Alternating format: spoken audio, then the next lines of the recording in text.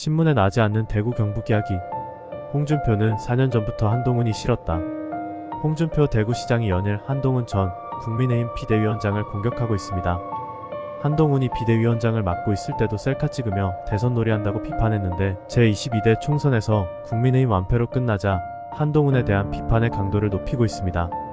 한동훈이 비대위원장을 그만뒀는데도 말입니다. 홍 시장은 왜 이렇게 한동훈을 공격할까요?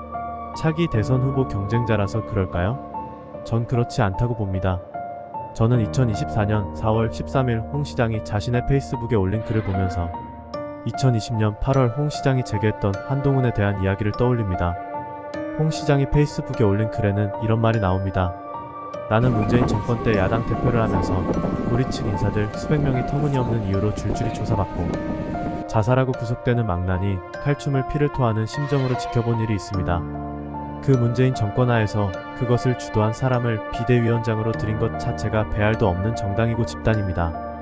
윤 대통령이야 우리 당에 들어와 정권 교체도 해주고 지방선거도 대승하게 해주었지만 도대체 우리에게 지옥을 맛보게 해준 한동훈이 무슨 염치로 이 당 비대위원장이 된다는 겁니까? 그러면서 이런 말도 합니다. 내가 이 당에 있는 한글을 용납하지 않을 겁니다. 저는 홍 시장에게 4년 전에 들었던 말 때문에 한 전 비대위원장을 공격하는 이유를 대선 후보 경쟁자가 아니라 보수 진영 인사를 대거 구속시킨 검찰의 핵심 인사였기 때문으로 봅니다. 2020년 8월 어느 날 홍 시장이 제게 한동훈 이야기를 한 적이 있습니다. 당시 홍 시장은 무소속으로 대구 수성구을 지역구 국회의원이었습니다. 국민의힘 전신인 미래통합당에 복당 못한 상태였습니다. 당시 홍 의원은 한동훈은 보수 진영 인사 200명을 구속시켰어 라며 한동훈에 대해 매우 불편하게 이야기했습니다.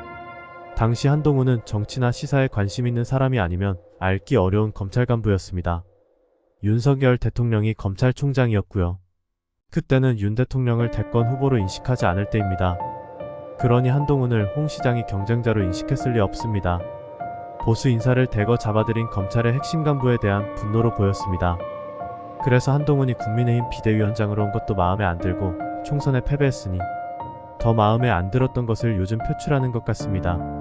대권 경쟁자로 보고 견제하는 것으로 비춰질 수도 있지만 4년 전 홍 시장의 이야기를 떠올리면 보수 인사를 많이 구속시킨 검찰 간부여서 싫다는 게 우선인 것 같습니다.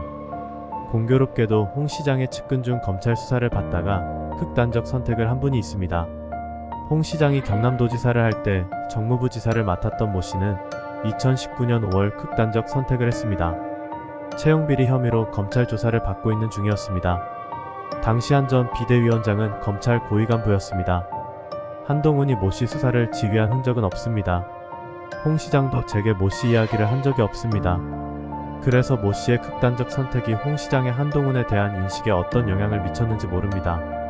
분명한 것은 홍 시장은 최소한 4년 전부터 이미 한동훈을 싫어했다는 것입니다. 보수 진영 인사를 대거 구속시켰다는 이유에서요.